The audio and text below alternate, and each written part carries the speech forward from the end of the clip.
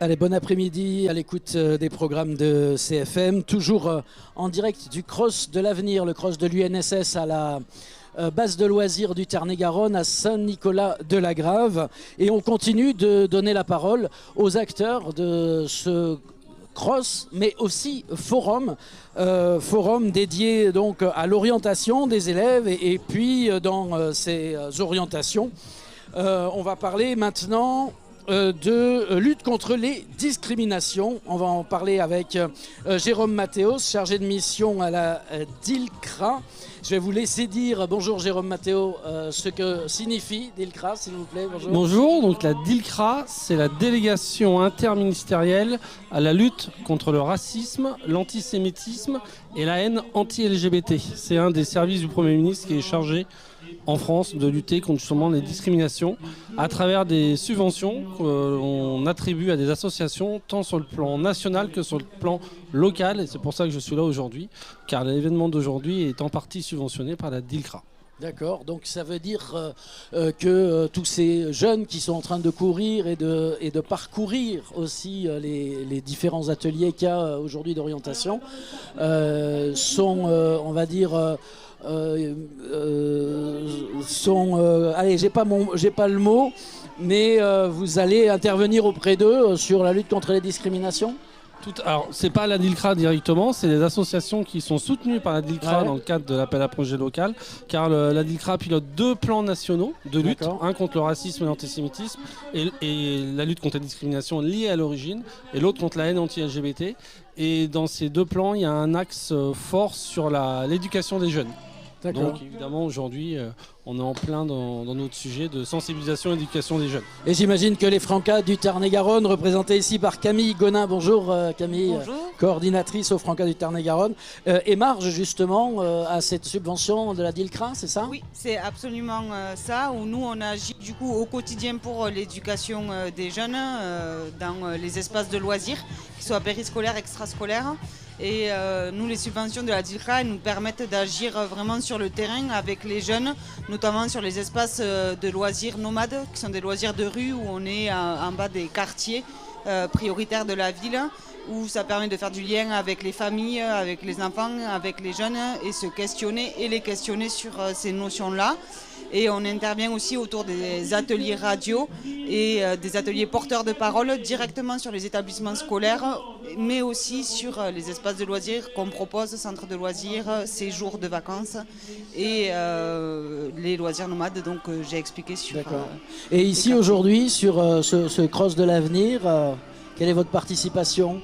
Alors nous on a été associés pour mettre en lien les associations présentes sur le forum, notamment les associations qui agissent pour parler des discriminations et pour recueillir la parole des jeunes et ce qu'ils connaissent sur ces thématiques-là en général.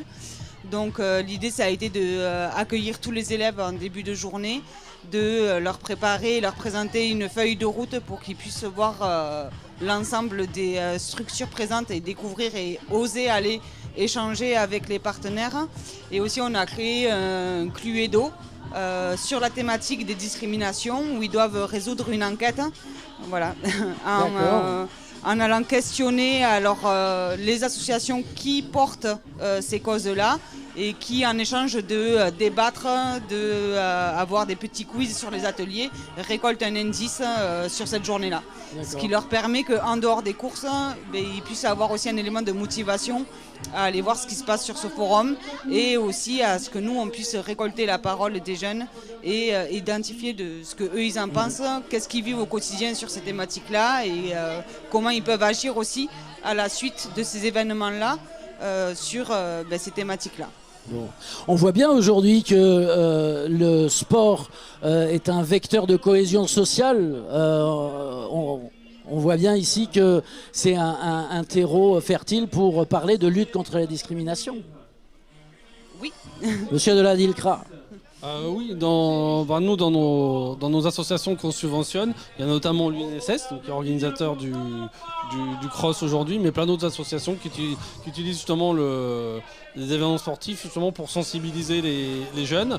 On a notamment une association qui s'appelle Sportitude France qui travaille sur l'homophobie dans le football, voilà, un petit peu dans le rugby mais surtout dans le football, et ils travaillent en partenariat notamment avec le PSG parce qu'il y a eu des soucis de chants homophobes. Un petit peu au niveau des chants et des slogans, ouais. Voilà, donc on intervient aussi dans ce domaine-là. Voilà. D'accord. D'autres assos, monsieur, hop, je vais vous laisser vous présenter. Alors, Jérôme Lapara de Oui, c'est ça, oui, bonjour. Queer Quercy 82 et partenaire de Fierté. Fierté, c'est un dispositif qui est porté par le CIDFF du Tarn-et-Garonne, hein, c'est ça? C'est ça, c'est un lieu de ressources, d'information sur les LGBTQIA+, c'est-à-dire lesbiennes, gays, bi, trans, queer, intersex et friendly. Et c'est aussi, donc ça parle de tout ce qui est identité de genre, identité sexuelle, et ça fait des formations de sensibilisation aussi autour de ces thématiques-là. D'accord.